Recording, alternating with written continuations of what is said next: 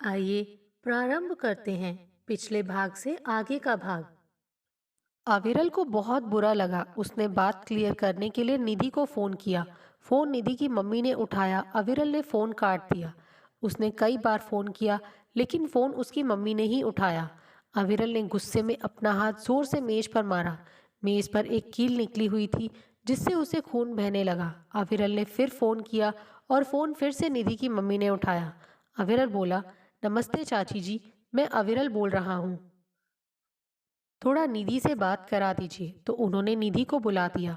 अविरल ने सारी बात निधि को बताई तो निधि बोली, अविरल सब झूठ है। तुम तो मुझे सिर्फ 7-8 महीने से पसंद करते हो, लेकिन मैं तो तुम्हें दीप्ति की शादी से ही पसंद करने लगी थी।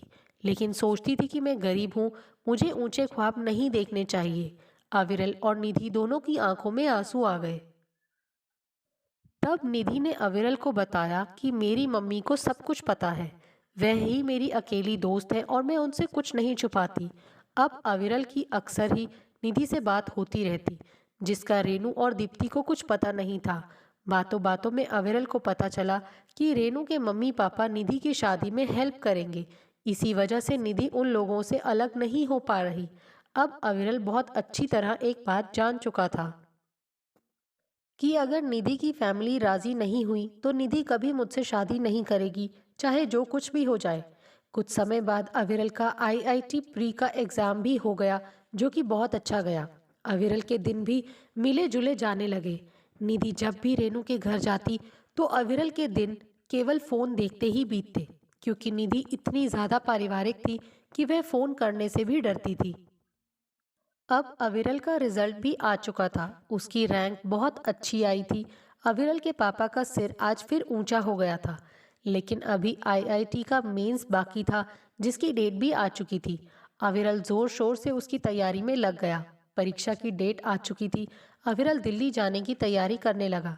शाम को कुछ काम से वह बाइक लेकर मार्केट गया, जहां उसका एक्सीडेंट हो गया और उसका दाहिना हाथ और पैर टूट गया।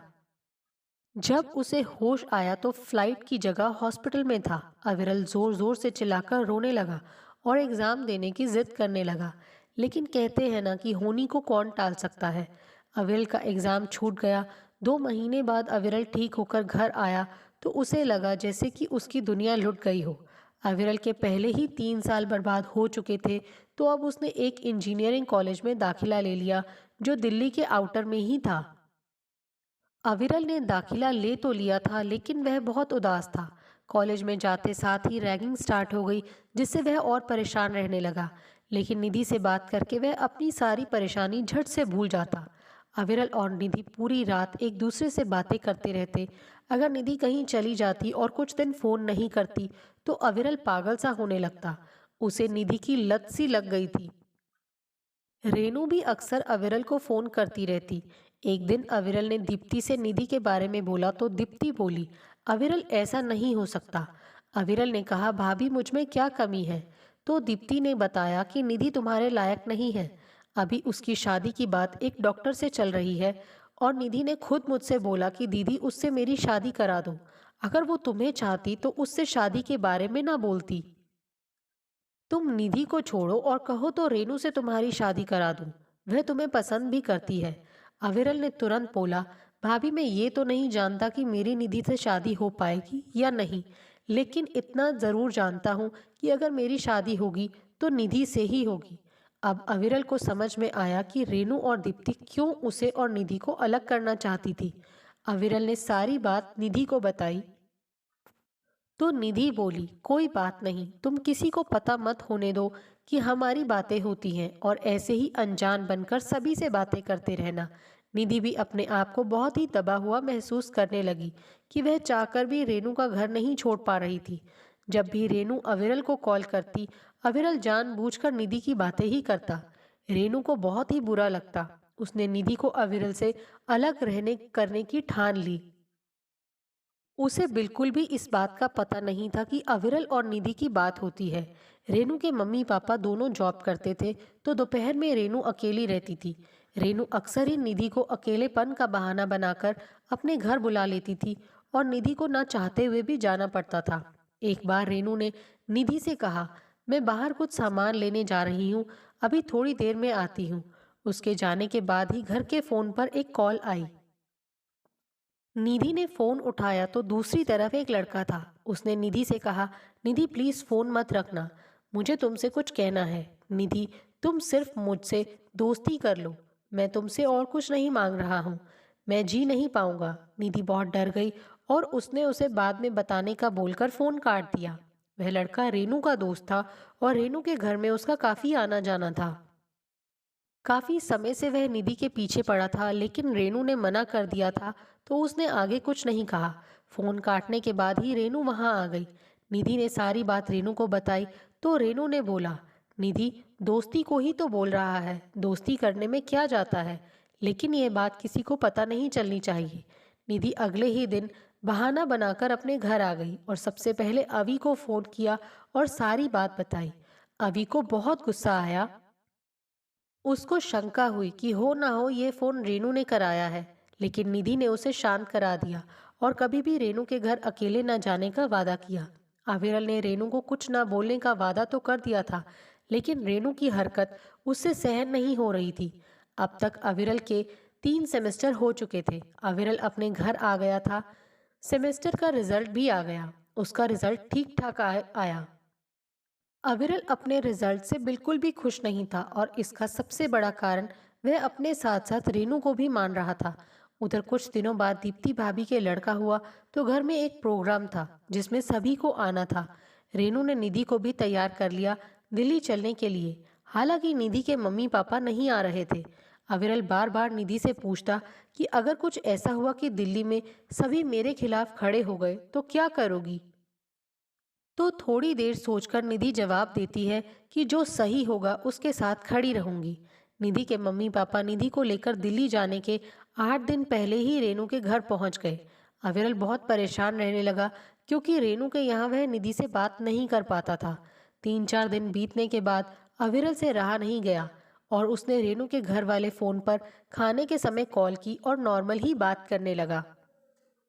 थोड़ी देर बात करने के बाद अविरल अचानक रेनू से बोला कि रेनू कोई आया है क्या तुम्हारे यहाँ। तो रेनू ने मना कर दिया। अविरल ने फिर पूछा कि नहीं, मुझे आवाज आ रही है और ये आवाज शायद निधि की है।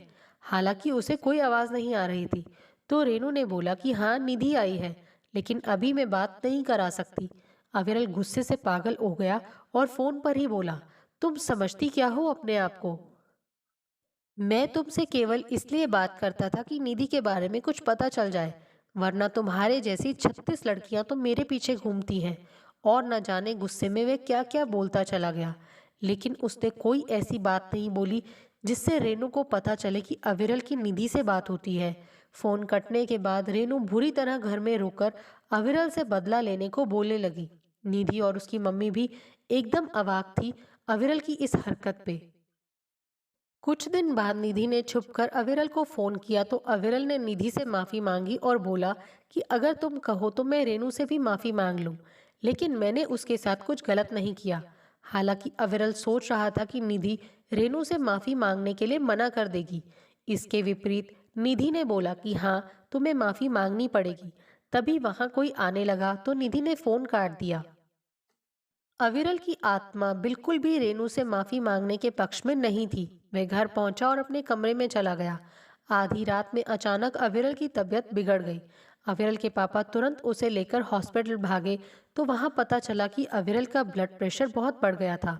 पूरी रात हॉस्पिटल में रुकने के बाद अविरल जब घर आया तो उसके मम्मी पापा ने कारण पूछा तो अविरल ने बोला कि मैं और दीप्ति भाभी की बहन निधि एक दूसरे को पसंद करते हैं। निधि के मम्मी पापा को भी सब पता है। अगर मेरी निधि से शादी नहीं हुई तो मैं कभी शादी नहीं करूंगा। और फिर अपने कमरे में चला गया। एक दिन बाद अविरल अपनी मम्मी के साथ दिल्ली गया, जहां रेनू और उसकी फैमिली पहले से आए हुए थे। रेनू और दीप्ति ने सभी को पहले ही अविरल के खिलाफ भड़का दिया था। दिल्ली पहुंचने के बाद पार्टी में अविरल सबके सामने जबरदस्ती निधि से बात करने लगा। रेनू और दीप्ति को और बहुत बुरा लगा। उन्हें शक हुआ कि जरूर निधि और अविरल की फोन पे बात होती है, तभी ये इतनी बात कर रहा है। दीप्ति ने निधि को बुरा भला कहना शुरू कर दिया। अगले ही दिन सभी ने निधि और अविरल को बैठाकर बोलना शुरू कर दिया तो गुस्से में निधि ने बोला, मेरा आज से इस लड़के से कोई रिश्ता नहीं है। अविरल को कुछ समझ नहीं आया।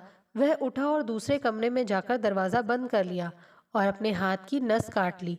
उसका खून बहकर दरवाजे से बाहर जाने लगा। अविरल अचेत हो रहा था, तभी उसकी कान में अपनी मम्मी की रोती हुई आवाज़ पड़ी, जो रोकर कह रही थी कि भैया, हम किसके सहारे जिएंगे। अविरल ने मम्मी की आवाज़ सुनकर अपनी पूरी ताकत समेटी और उठकर दरवाज़ा खोला और मम्मी की गोद में ही बेहोश हो गया। तब तक कार्तिक और अमन भी वहां आ चुके थे। दोनों उसे लेकर अस्पताल जाने लगे। निधि भी बदहवास होकर अविरल के पीछे भागी। अस्पताल पहुंचकर डॉक्टर ने तुरंत ही अविरल को एडमिट किया और चेकअप करने लगा। डॉक्टर ने सांत्वना दी और बोला कि भगवान ने इसकी जान बचा ली है। इसकी कलाई ज़्यादा गहराई तक नहीं कटी है। ज़्यादा ब्लड प्रेशर और खून बह जाने की वजह से ये बेहोश हो गया है। 3-4 घंटे में एकदम सही हो जाएगा। उधर घर में दीप्ति और उसके मम्मी पापा निधि को पता नहीं क्या क्या बोल रहे थे, लेकिन निधि एकदम पत्थर बनी बैठी थी। रेनू चिल्ला चिल्ला कर बोली, यहाँ आशिकी चल रही है। जब अपना ही सिक्का खोटा है तो दूसरे को क्या दोष दे। अविरल की मौसी निधि के पास आई और उसे सहारा दिया। उन्होंने सभी को लताड़ लगाई और बोली, बेचारी कुछ बोल नहीं रही और सब इसके पीछे पड़ी हो। क्या गलत किया इसने। अभी सबका कैरेक्टर खोलूं तो जवाब देते नहीं बनेगा किसी से। तभी अस्पताल से कार्तिक घर आ गया और बताया कि सब ठीक है। 3-4 घंटे में अविरल घर आ जाएगा। अविरल की इस हरकत से निधि टूट सी गई थी। उसने अविरल को छोड़ने का निश्चय कर लिया। अविरल जब घर वापस आया तो सभी लोग हॉल में बैठे थे। अविरल ने सबके सामने बोला, मेरे अंदर क्या कमी है और मेरी शादी निधि से क्यों नहीं हो सकती। कार्तिक गुस्से से पागल हो गया और चिल्लाते हुए बोला, क्या ड्रामा मचा रखा है।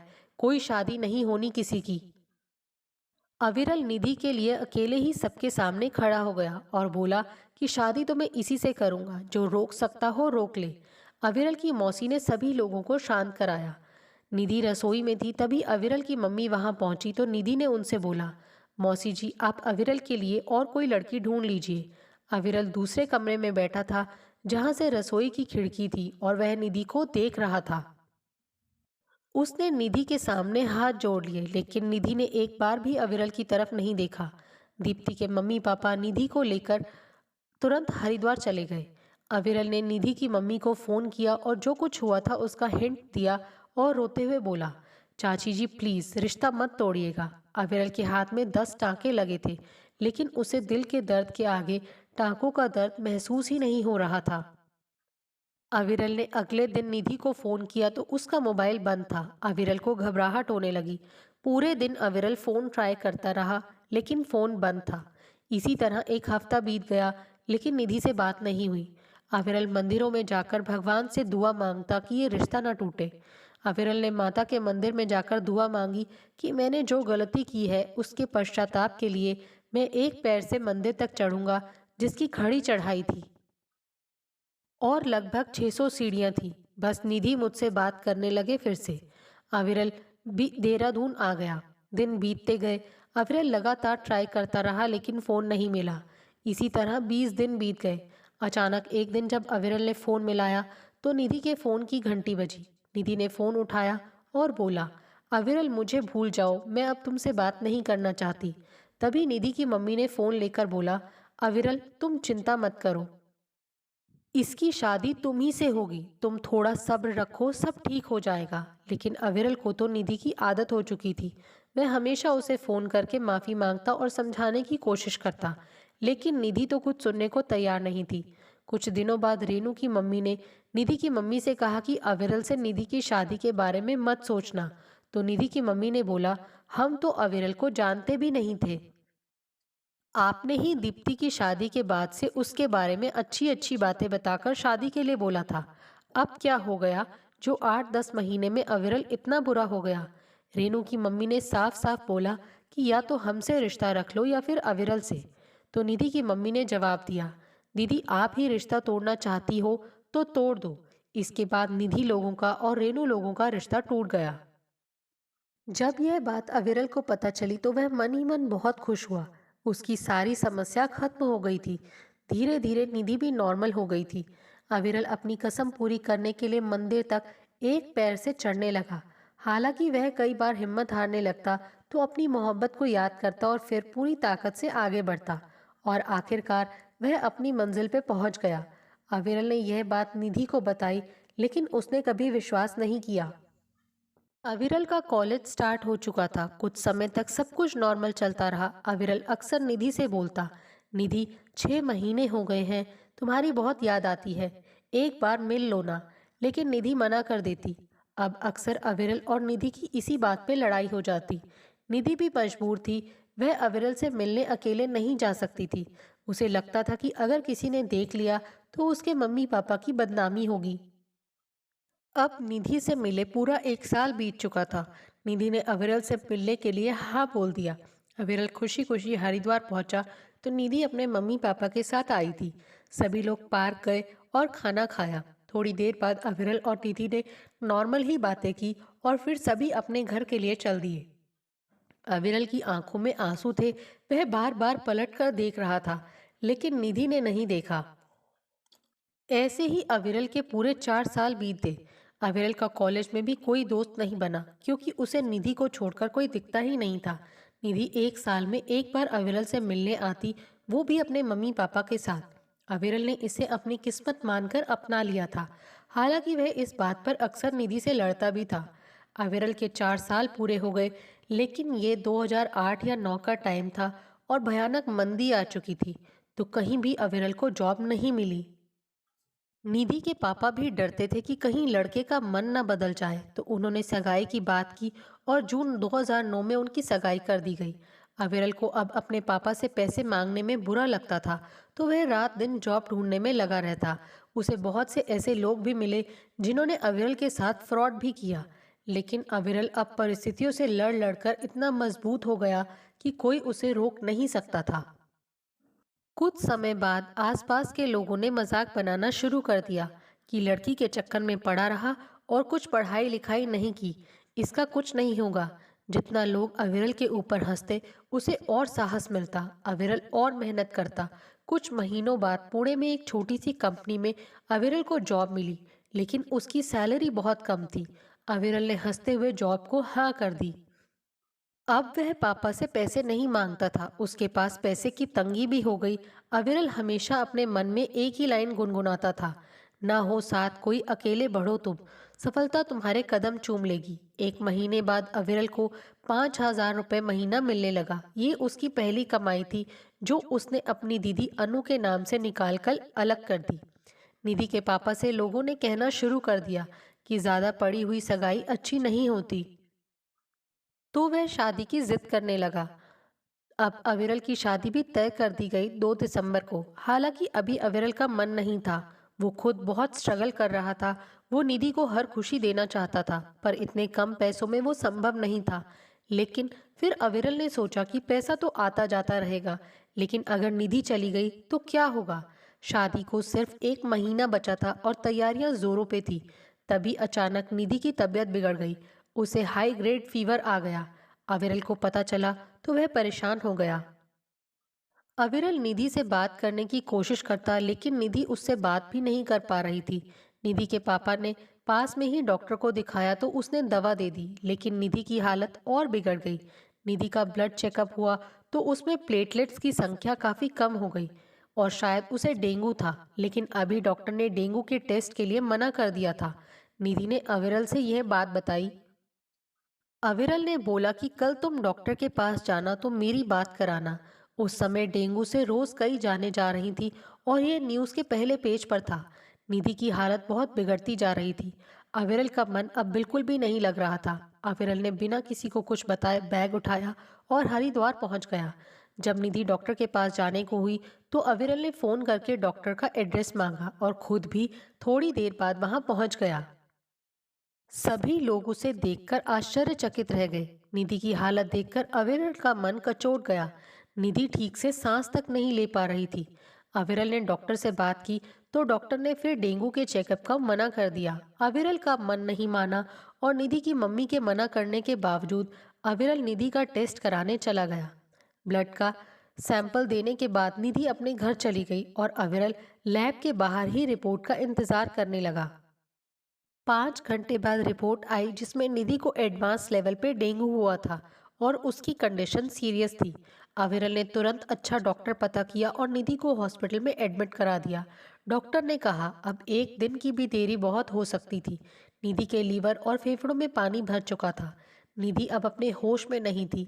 अविरल रात दिन निधि के साथ रहता, उसे कहानियां पढ़कर सुनाता, पूरी रात जागकर उसकी देखभाल करता। हालांकि निधि की मम्मी भी साथ में अस्पताल में थी, पर अविरल को हर पल लगता कि अगर वो सो गई और निधि को कुछ ज़रूरत हुई तो अविरल के ऑफिस से फ़ोन आया और बॉस ने बोला या तो कल से ज्वाइन करो या तो जॉब छोड़ दो।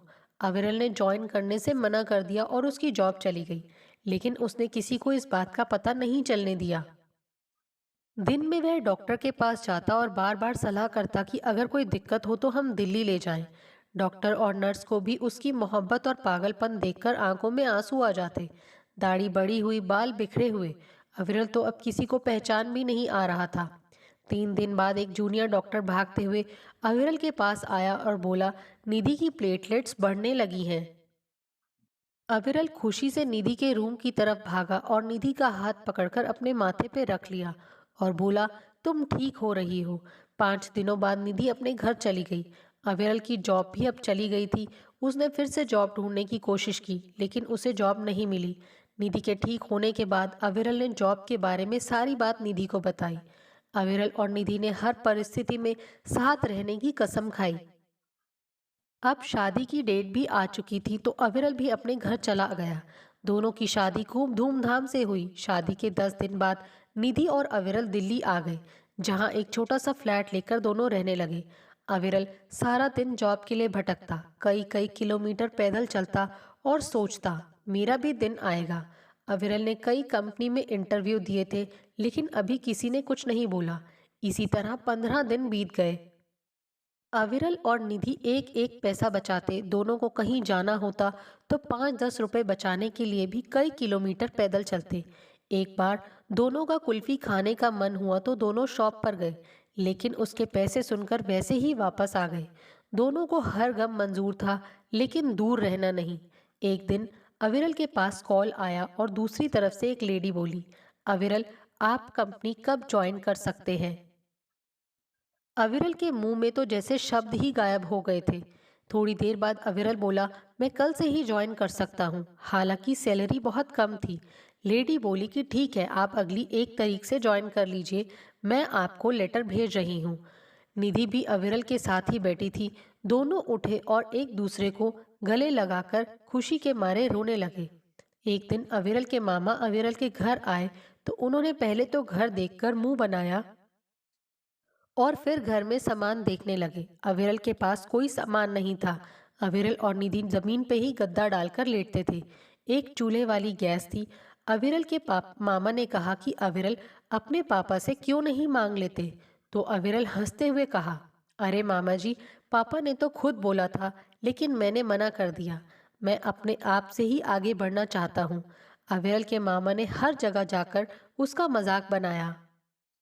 धीरे धीरे अविरल आगे बढ़ता गया। उसने जल्दी जल्दी कंपनी बदल ली, जिससे उसका पैकेज बढ़ता चला गया। आज अविरल वर्ल्ड की नंबर 1 कंपनी में कैलिफोर्निया में है। उसने सबसे पहले अपनी दीदी अनु के नाम पे एक डोनेशन स्टार्ट किया, जिसमें वह हर साल एक गरीब लड़की का मेडिकल का सारा खर्च उठाता। अविरल हर साल दशहरे वाले दिन अपने घर आता और एक बहुत बड़े भोज का आयोजन करता, जिसमें पूरे शहर के गरीबों को भोजन करवाता। उसने अपने पापा को जन्मदिन के गिफ्ट में मर्सिडीज दी तो सभी ने दांतों के नीचे उंगली दबा ली। आज जो भी सभी अविरल के हकलेपन और उसकी कमजोरी, उसकी किस्मत, फेल होने, मोहब्बत का मजाक बनाते थे, आज उससे नजरें भी नहीं मिला पाते। हालांकि अविरल सभी से वैसे ही बातें करता जैसे पहले करता था। अविरल और निधि जब भी किसी कुल्फी वाले को देखते तो एक दूसरे को देखकर मुस्कुराते और अपना पुराना समय याद करते हुए कुल्फी खाते। अविरल ने दुनिया को दिखाया कि अगर मोहब्बत सच्ची है और मन में काम के प्रति लगन है तो कोई भी कठिनाई उसका रास्ता नहीं रोक सकती। अविरल ने अपनी अथाह मेहनत, लगन और सच्चाई से अपने आप को इस मुकाम तक पहुंचाया जहां सभी को आज उस पर नाज था। दोस्तों, आपको हमारी ये कहानी कैसे लगी? आप कमेंट करके हमें ज़रूर बताइए और जिन्होंने अभी तक हमारे चैनल को सब्सक्राइब नहीं किया है, प्लीज़ ज़रूर सब्सक्राइब कीजिए। Thanks for watching this video.